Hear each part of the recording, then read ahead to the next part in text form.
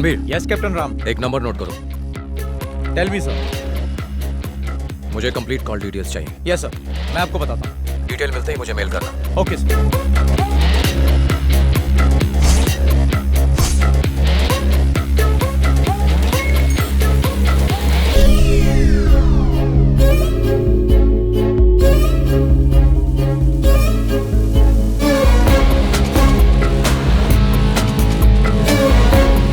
Yes captain Ram. Ranveer sir. मुझे numbers की exact location चाहिए। नंबर 100% प्राइवेट होगा, इसलिए कंटिन्यूस कॉल करते रहना। ओनर फोन जरूर रिसीव करेगा। उसकी आवाज रिकॉर्ड करके मैच करो। Give me the voice match और पता लगाओ कि किसकी आवाज है। Okay sir.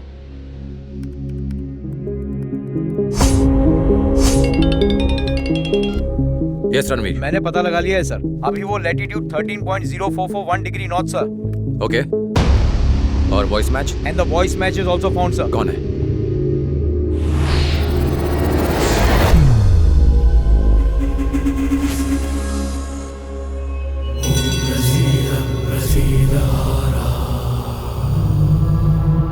हाँ ओके, काम तो हो जाएगा ना? हाँ चिंता मत करो, सब हो जाएगा। ये हैं स्टेट के हेल्थ मिनिस्टर, इतने काबिल कि हेल्थ की स्पेलिंग तक ठीक से नहीं बोल सकते। चौथी पास जो है, पहले ड्रग्स का धंधा करते थे, उसके बाद मेडिकल माफिया के सरगना बन के दवाइयों का अवैध कारोबार करने लगे। यूं समझ लीजिए कि पॉलिटिशियन बनने से पहले फुल टाइम गुंडे थे। तुझे मैंने बैठने के लिए बोला क्या? Sorry sir. अरे तू खड़ा क्यों है? बैठ जा।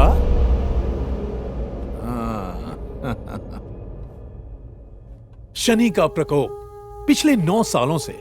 कपड़ा काला है लेकिन दिल एकदम सफेद। ओम नमः शिवाय। अरे बोल ना। सर बात यह है कि वो इसके कई सारे हॉस्पिटल्स हैं। बाप के मरने के बाद प्रॉपर्टी को लेकर दोनों भाइयों में झगड़ा है। यहाँ पर सेटलमेंट करने आया है। भाई इसमें उसका कोई हिस्सा नहीं है। मेरा हिस्सा कितना होगा? क्या? अबे सुना नहीं, मैंने हिस्सा कहा। 50 करोड़ मेरी तरफ से, ऊपर से और 10 करोड़ ले लीजिए।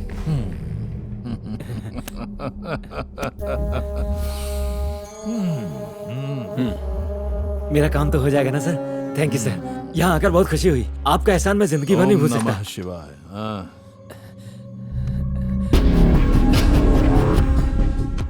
मेरा भाई यहाँ क्या कर रहा है? यहाँ बैठकर मुझे मारने की प्लानिंग कर रहे हो तुम? तू यहाँ किस लिए आया? तुम बताओ यहाँ क्या चल रहा है? तू बता किस लिए आया? ये मेरे पिताजी की मेहनत करके प्रॉपर्टी बिजनेस है। खड़ा किया मैंने, तूने नहीं। इस प्रॉपर्टी का 50% मेरा है। शांत हो जाओ तुम लोग। मेरा पैसा एक बराबर है। बिजनेस खड़ा किया है। बाहर निकालोगे? झगड़े से मसला हल नहीं होता, आपस में बात कर लो।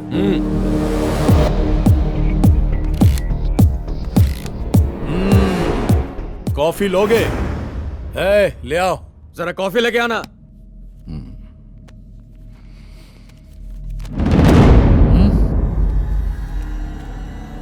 ये क्या? 1000 करोड़ की प्रॉपर्टी में से 900 करोड़ अपनी बेटी के नाम कर लिए? तुम्हें आतिशबाज अंजनप्पा के पास आने से पहले 100 बार सोचना चाहिए था। अगर शनि का प्रकोप पड़े तो सर्वनाश हो जाता है। सब खत्म हो गया। ऐसा अन्याय हमारे साथ मत कीजिए सर। मेरी बात सुनिए सर, ये हमारी जिंदगी भर की कमाई है। प्लीज सर हमारे साथ इंसाफ कीजिए, वरना हम मुश्किल में पड़ जाएंगे। ये गलत है सर। देखिए सर, मैं आपके पास न्याय की उम्मीद लेकर आया था। आपके ऐसा करने से हम पूरी तरह से बर्बाद हो जाएंगे सर। Please sir. अगर साइन करेगा तो घर जाएगा, वरना ओम नमः शिवाय।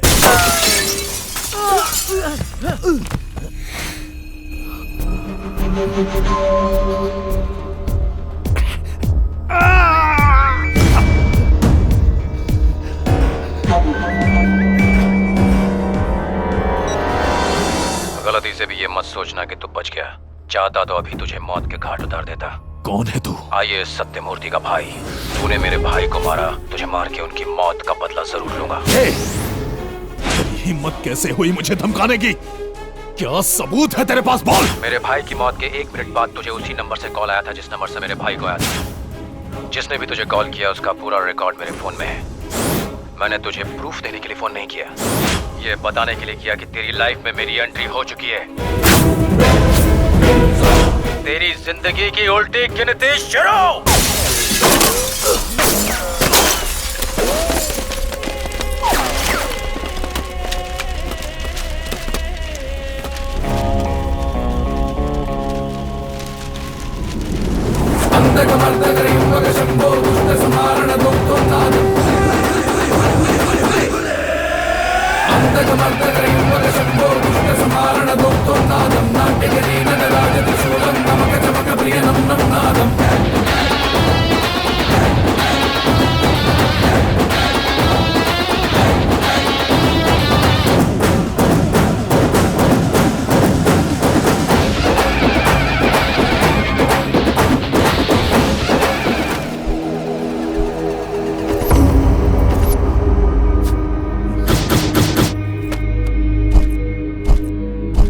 अब तय था कि कैप्टन राम अपने भाई के कातिलों को सजा देकर ही चैन लेगा। चेहरे काफी थे, शक कईयों पर था, बस वो कड़ी जुड़नी बाकी थी जिससे राम उस मास्टरमाइंड तक पहुंच सकता जो IAS सत्यमूर्ति की मौत का असली दोषी था।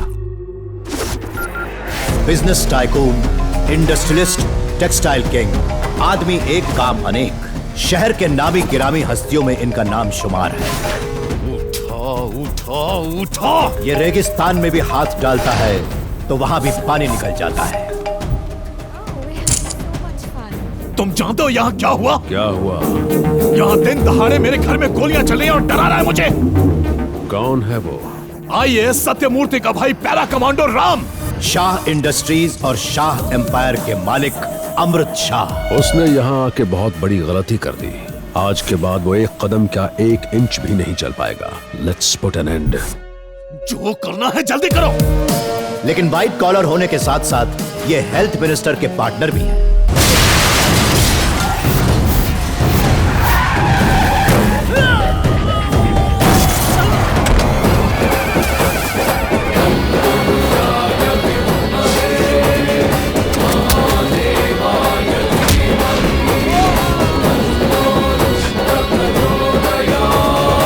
पहली बात तो यह है कि मैं तुम्हारे चेहरे पर खौफ देखने आया हूं, और दूसरी बात तुम्हें तुम्हारी मौत का ट्रेलर दिखाने।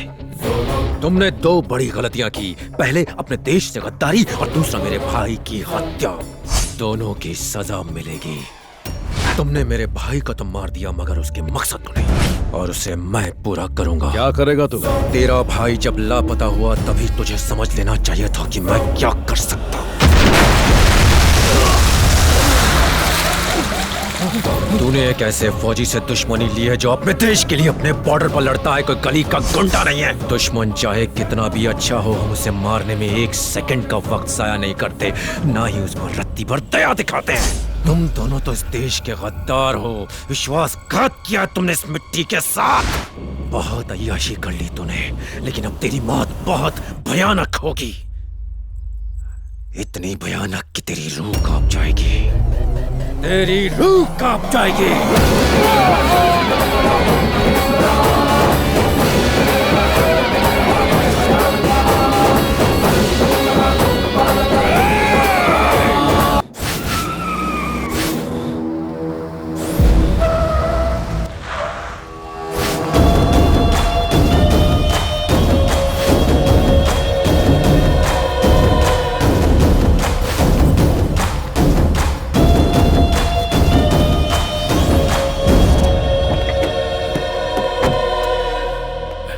आजा।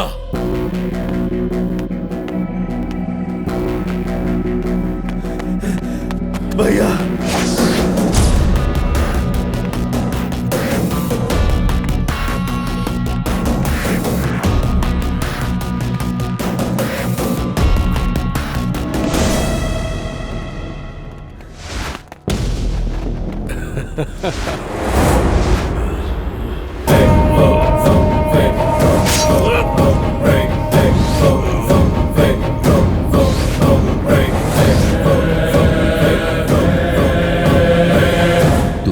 ये साबित कर दिया कि इस दुनिया में कुत्तों से वफादार और कोई नहीं। अब मेरा सीक्रेट ओपन हो गया है तो तुझे क्लोज होना होगा। सॉरी।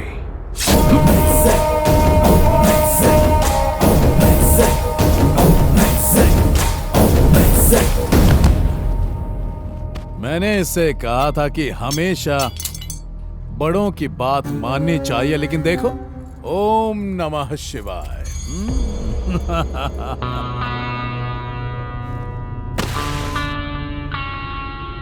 जैसा तुमने कहा था, मैं अपने साथ सारे डॉक्यूमेंट्स और सबूत ले आया हूं। अब अपने वादे के अनुसार रितु को छोड़ दो। परिवार में किसी को खोने का गम मैं अच्छी तरह जानता हूं। मुझे मार दो पर रितु को छोड़ दो।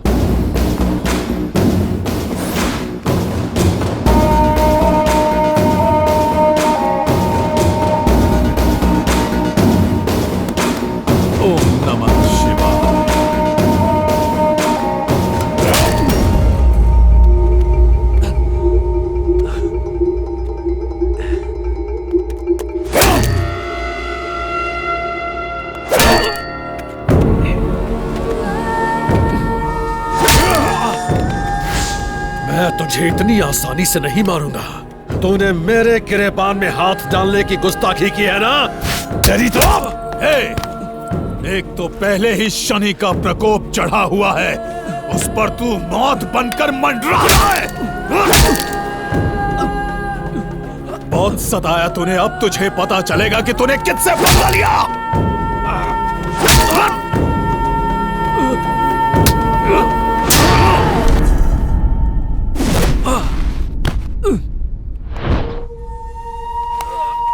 तेरा भाई आईएएस ऑफिसर और तू आर्मी ऑफिसर, हाँ? चुपचाप आम आदमी की तरह अपनी जिंदगी गुजारता, लेकिन नहीं, तुम दोनों भाइयों को देशभक्ति की खुजली जो लगी है कि नहीं?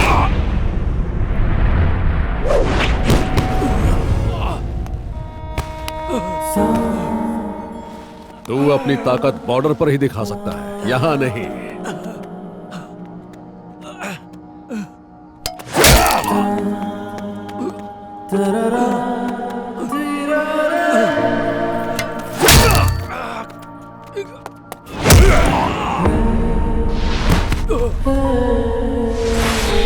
अगर गरीब बीमारियों से मरते हैं तो मरने देना, उनके जिंदा रहने से क्या तू झंडे गाड़ेगा?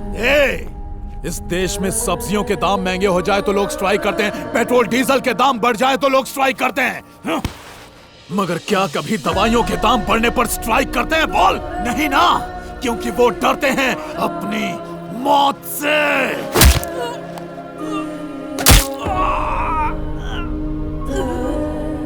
जो डर उनकी वीकनेस है वही हमारा बिजनेस है, जेनेरिक मेडिसिन।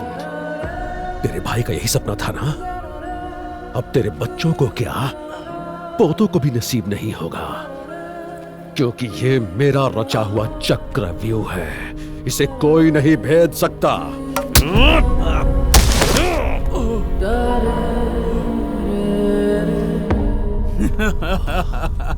हे शेर, तू तो भीगी बिल्ली बन गया रे। तुझे गुस्सा नहीं आ रहा है? गुस्सा दिलाऊं मैं? हाँ? हमने तेरे भाई को मरवाया।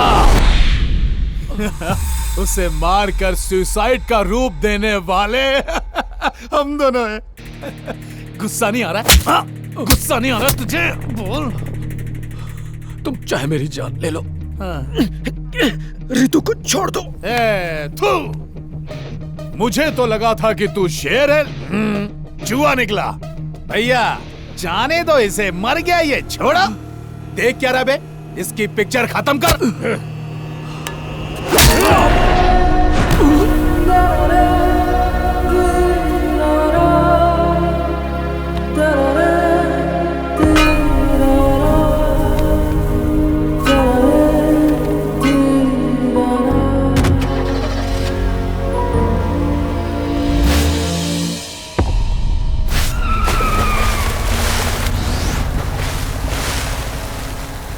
सारी गोलियां उसके अंदर उतार देना। वो कोई आम इंसान नहीं है, शेर है। बब्बर शेर।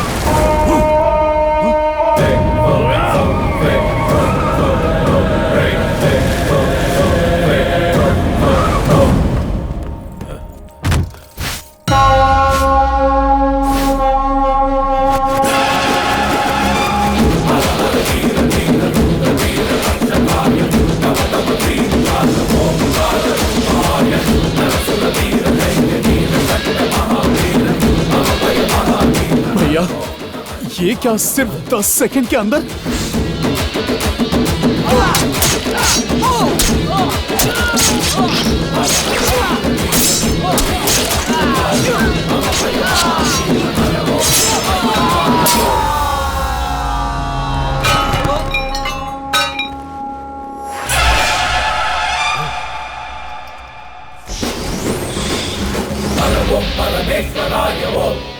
शेर साइलेंट हो गया तो इसका यह मतलब नहीं कि वो थक गया, इसका मतलब वो अगले वार की तैयारी कर रहा है। मैं चाहता था कि तुम 15 मिनट टेंशन में रहो। जानते हो क्यों? तुम्हारी पोल खोलने के लिए, जिसे अभी पूरी दुनिया ने देखा है। मैं तो बस नाटक कर रहा था।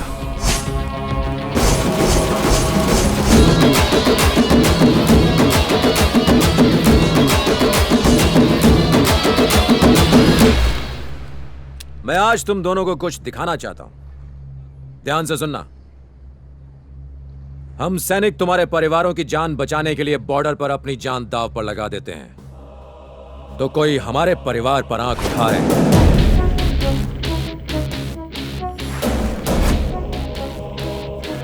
तुमने कहा था कि मेरे भाई की बेटी अब तुम्हारे कब्जे में है। जरा चेक करो। कोई नहीं उठा रहा ना? उठाएगा भी नहीं।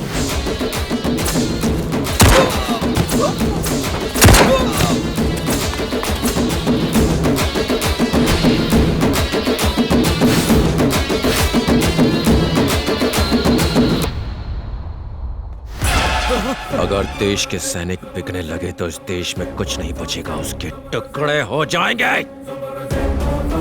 लेफ्टिनेंट कर्नल ने तुम्हारी मदद की सिर्फ तुम लोगों को एक्सपोज करने के लिए, मुझे कोर्ट मार्शल करने के लिए नहीं।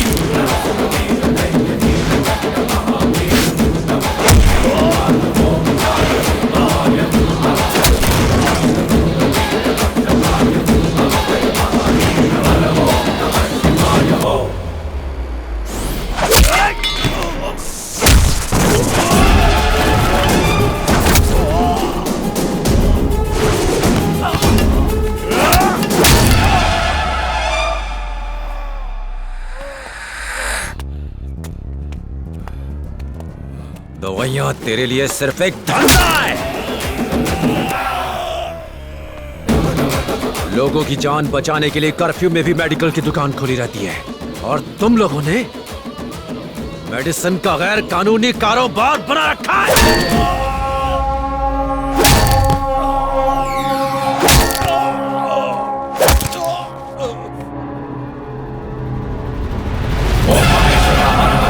नीलकंठाय शिव शिव बोलो, दुष्ट मित्र हर हर बोलो, रुद्रतांडवा शिव शिव बोलो, ओम महेश्वर हर हर बोलो, नीलकंठाय शिव शिव बोलो, दुष्ट मित्र हर हर बोलो, रुद्रतांडवा शिव शिव बोलो, ओम हर ओम शिव ओम हर ओम शिव ओम।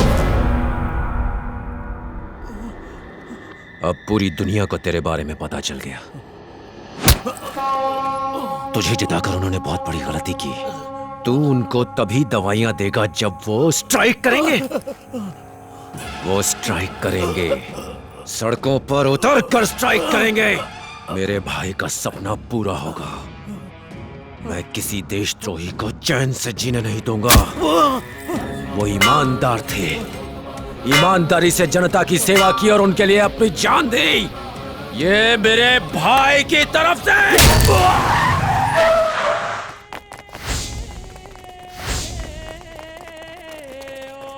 Hello control room, hello control room. Dock पे अभी एक गैंग वॉर हुई है। घायल लोगों को हॉस्पिटल लेकर जाना होगा। हमें यहाँ एम्बुलेंस की जरूरत है। जितनी जल्दी हो सके डॉक पर पहुँचो। चलो चलो, उठाओ इन्हें, चलो जल्दी करो। यहाँ से कोई भी गाड़ी बाहर न जाने पाए। ले चलो इनको, चलो जल्दी जल्दी करो। जितनी जल्दी हो सके एम्बुलेंस लेके।